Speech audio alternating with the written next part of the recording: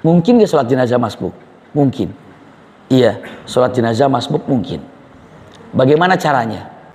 Misalnya taruhlah imam sudah takbir yang ke gini caranya, sunnah punten.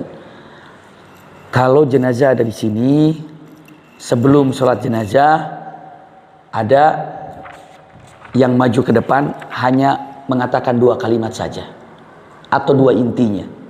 Pertama, kalau ada yang utang piutang, hubungi saya misal, atau hubungi fulan, karena utang piutang itu penting.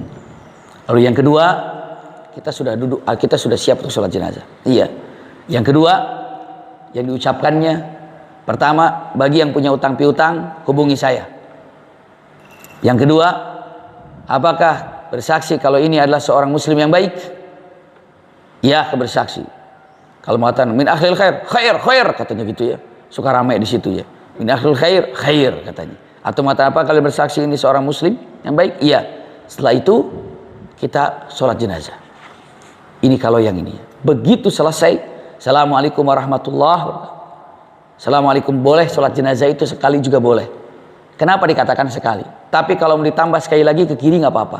Jadi kalau nanti sedang di sholat jenazah, khususnya di Mekah, begitu assalamualaikum warahmatullahi, assalamualaikum warahmatullahi, itu nggak ada ke kiri, assalamualaikum warahmatullahi, selesai. Tapi kalau mau ditambah nggak apa-apa, assalamualaikum warahmatullahi, assalamualaikum warahmatullahi.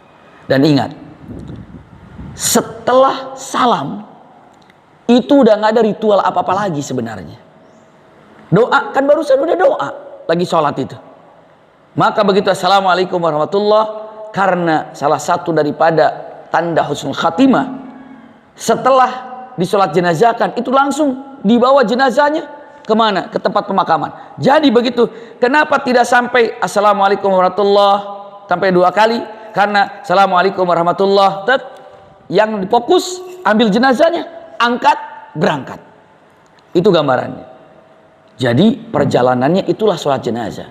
Maka kalau ada orang yang masbuk, iya, orang masbuk, taruhlah misalnya dia takbir yang kedua, kita baru masuk, otomatis dia ketiga, kita kedua, dia keempat, kita ketiga.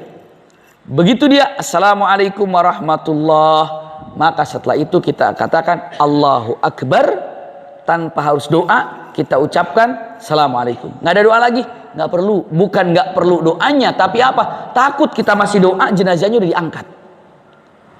Itu makanya kalau di Masjidil Haram, ketika assalamualaikum selesai, jenazah itu diangkat.